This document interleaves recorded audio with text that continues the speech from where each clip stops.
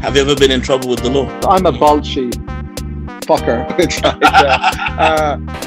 Snickers satisfies me. I got a tattoo. With one, I'd be proper Chelsea. How do you prepare to go undercover as a crack addict? It's like, it's just like lockdown, man. Stop and search.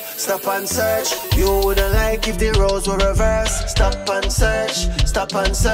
Oh, God bless, no man can curse. Empty my pockets for which purpose? Dirty Babylon granny said don't trust. But my people know one with a bus. AP Foundation, that's for us. Stop and search. Hello, mate. What's your name?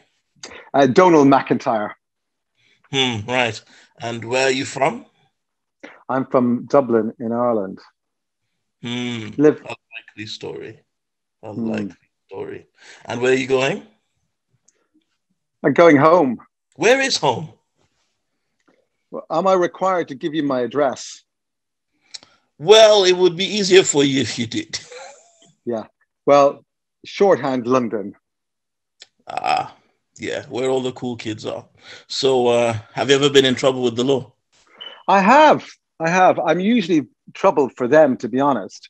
But the biggest trauma I had with them was when I was, they called me a liar, and they said that we did a program about abuse in a care home, and one of my undercover programs, and they said that we lied. Someone who's really good actually is because you can actually punch him, and I mean that is quite handy sometimes because you can get frustrated. Bang, and it's out, and it's gone. And you just get on with work, eh? So I sued Kent Police for libel, and it cost them £750,000, and all our damages went to a charity for learning disabled. Yeah, I'm more trouble for them than from a different perspective, to be honest. So they're a bit nervous of me in some respects. Yeah, that's legendary. Can you tell me more about this particular investigation? And we did a care home investigation into abuse of learning disabled patients in a care home in Kent, and we uncovered and showed extensive abuse. People being kicked in the head, being dragged, being insulted, degraded. And we investigated, and the police came in and they said two things. They said we'd shot for over 21 hours and only included around 20 minutes of the film, i.e. our big offense was that we'd edited the program down. And similarly, that there was only about 6 or 7 of minor assaults in a short period of filming. And then the Telegraph reported and produced a document from the police criticizing our program, and the police effectively had libeled us. What the police knew well when they libeled us was that they had an expert report confirming that what we had filmed in the home was abusive, degrading, and they knew this before they engaged the Telegraph in their story. So I sued them for libel, but I'm a bolshy fucker, and I wouldn't stand by and allow my career and the police to abuse their position and libel me. And so it cost the Kent Police £750,000 in legal fees and cash settlement to the charities of my choice. So, and as an investigative journalist, you're all the time bouncing up against authority and legal issues all the time, challenging one body or one person, and sometimes challenging serious gangsters at the same time. But that's I've trodden an interesting path in respect of my engagement with the police and forces of law and order. At the same time, I have done many programs supporting some of the work that they've done as well in other respects. So I take it on a case-by-case basis. I mean, we'll get on to the gangsters thing in a bit, but a couple of things come up to me when you talk about the issues you had with the police.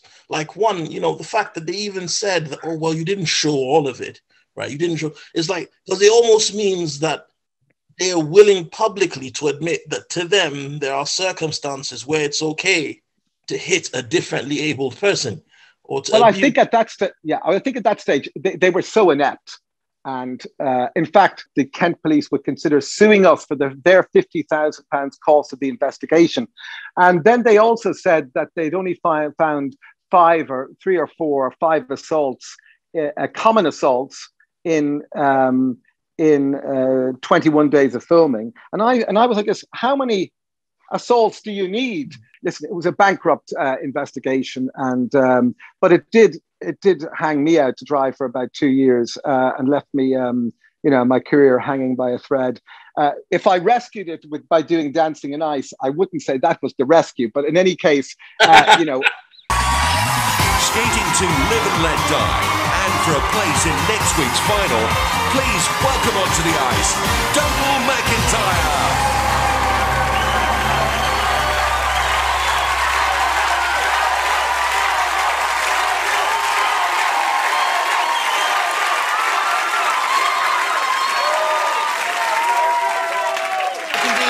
You are a worthy finalist. If you want to give Donal a license to thrill in the final... Now, my dog has got out for a pee. Give me 2 seconds. My dog, who's my guardian angel. Give me one. Stay on there. Keep recording. Keep working. Louis, out you go. There you are.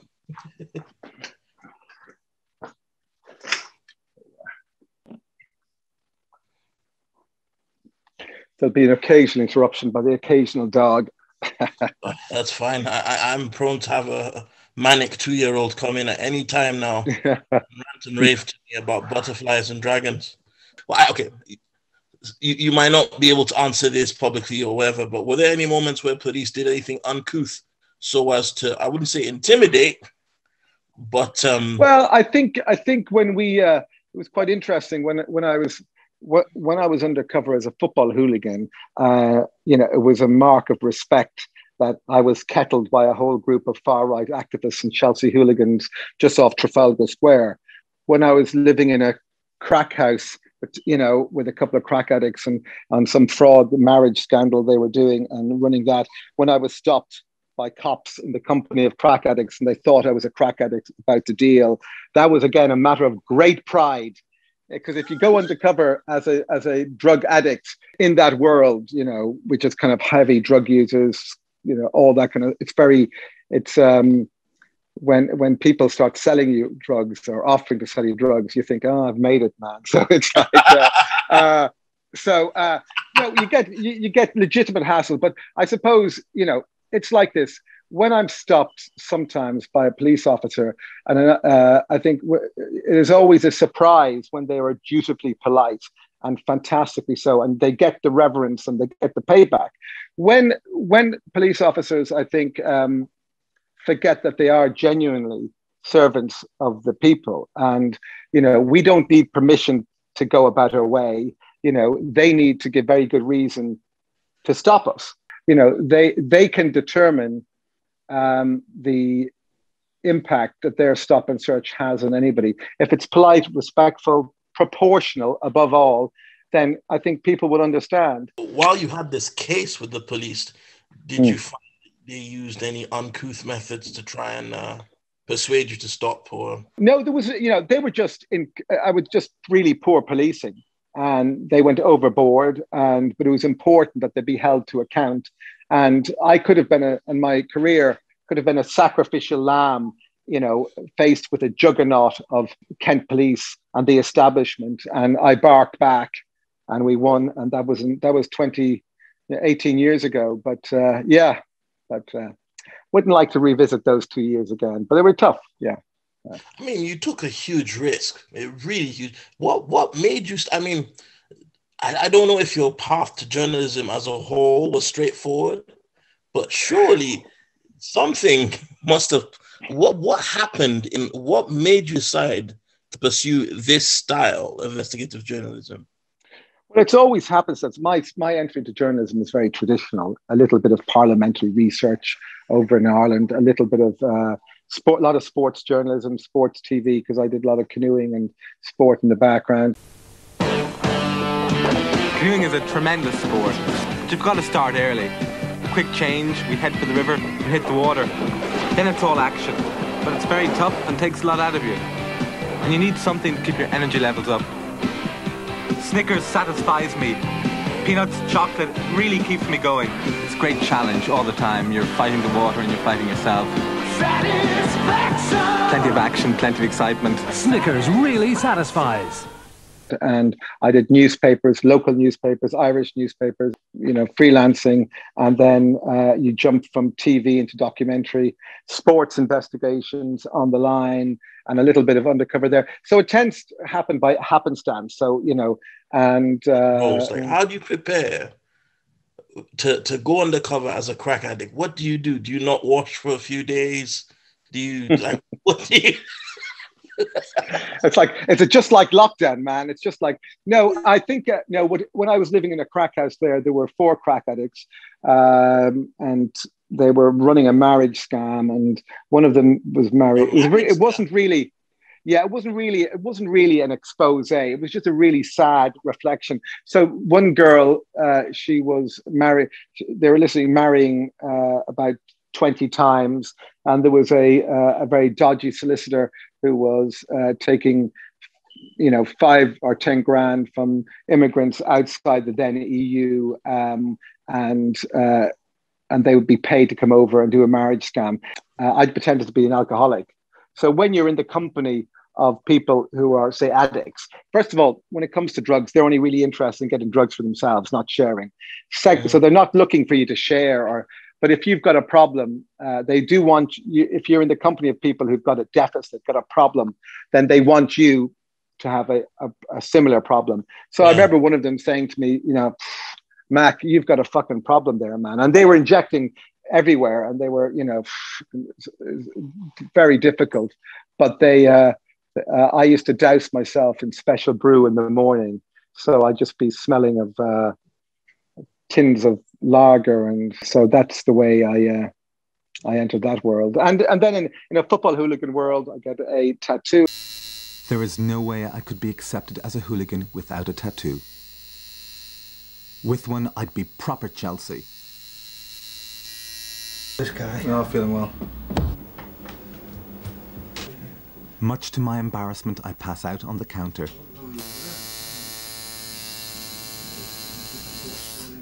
In a care home, you just got to be a neutral care home worker. If I'm a arms buyer, I've got to play the part of some former or dissident IRA person, and you've got to hold your line. You have to get into any scraps. Like, did you like as a bouncer? You kind of. It's a failure. It's a failure if you do that. It's a failure if you do that. Yeah, I got attacked by football hooligans in Copenhagen, and because they thought I was a Chelsea football hooligan. I was just pretending to be a Chelsea football hooligan, but so rightfully they beat me up. And importantly, we caught it on camera.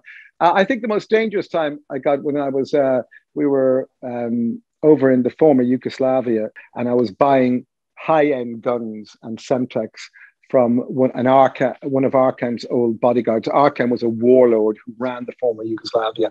And I was over there, and he wanted to search me. And I was, we're journalists. We don't have bodyguards. We're out there by ourselves.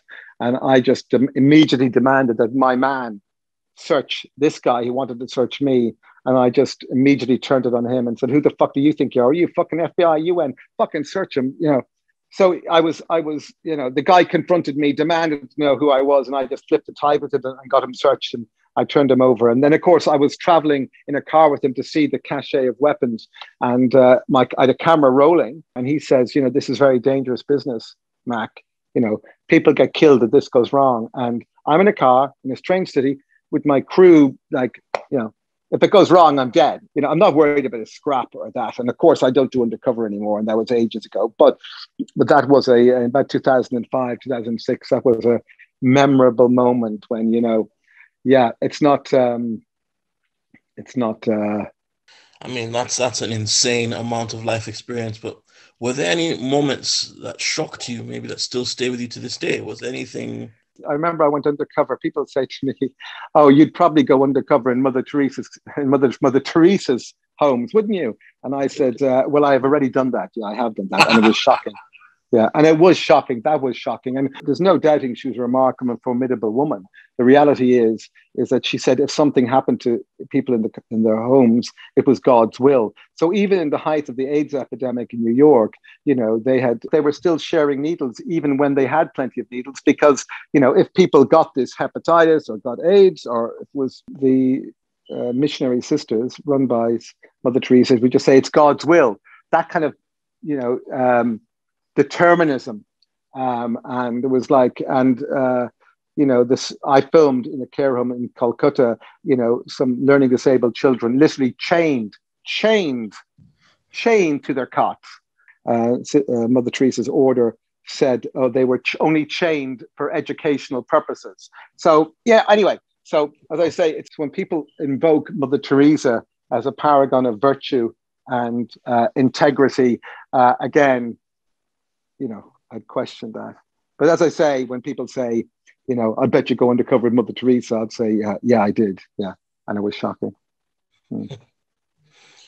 So tell me, in your many works, like in this part of the world, the Western world, for you know, did you ever see, because I mean, you were in the underworld a lot, did you ever see cases where there were youth that just kind of got to where they were because they didn't have any mentors, or they just drifted in the wrong direction? Was there? Well, Well, I think there were a lot. I think there were lots of kids I met who were sucked into a world and they didn't have any alternatives, or didn't think they'd alternatives, or they lived in such a bubble, like literally their world was like a couple of blocks, and they thought this was a universe, and so they were trapped into the rivalries and the lifestyle, and so mentoring is good. The kid has to be ready, but even if they're not ready in that moment,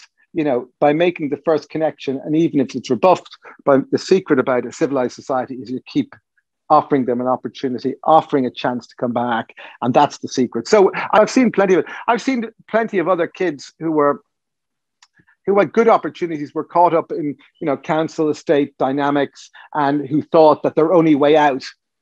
And if you analyze their world, it wasn't necessarily their only way out, but they thought that they had the skill set to make a lot of money. And if they were actually in more middle-class lifestyles, they'd have been stockbrokers and very wealthy businessmen through traditional routes. You know what I mean? And that was quite interesting.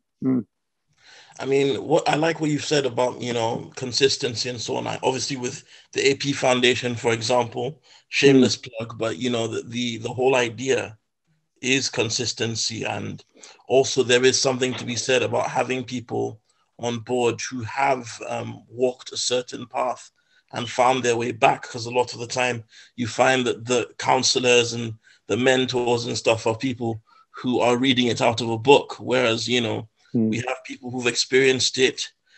We've had people who've lived it, who are one foot out and finally break away, and they understand the reality, so they don't expect the results to be quick, which is why I'm happy that you. I agree. The people who are most persuasive in being able to exert some influence on change, and whether it's a complete arresting of their criminal behavior or antisocial behavior, I think the people who are best are those who've been down that road before. And I think the AP Foundation, as I say, working with Andrew about counselling and motivating and running schemes. So I did work with him. So I've got an interesting, rounded perspective on it. But, I recognize the key engine for change has to be to get these kids out of this world. So, Mr. Mac, I know that you have affiliations with the underworld. So yes. Can we see what's in your pockets? See if you've got anything dodgy in them. Well, as befitting my craft and my trade, this is a small digital recorder. Dictaphone. Kind of linear recorder, kind of for podcasts and things like that. So I kind of tend to travel with one, and Okay, well, at this point, I must reach my verdict. It's a stop and search podcast, so I have to reach my verdict. I guess it must be apocalyptic because police shouldn't really be deciding. But I think I found you innocent. Of what? I don't have to specify. That's the way these things go. But I found you innocent. So it's been an absolute pleasure speaking to you. And I wish you much safety and a bit less excitement because it just sounds... Wow. A lot of that excitement, they're thankfully, they're old stories, thankfully, and in the past. And as I say, no one's life in lockdown is too exciting right now, but that's all right. So come here, Louis. It's just me and the dog at the moment. So, right, we leave you to it, guys. Salut, keep safe. Take care. Stop and search, stop and search. You wouldn't like if the roles were reversed. Stop and search. Oh God bless, no man can curse. Empty my pockets for which purpose? Dirty Babylon granny said don't trust. But my people know one with a bus. AP Foundation, that's for us. Stop and search, stop and search.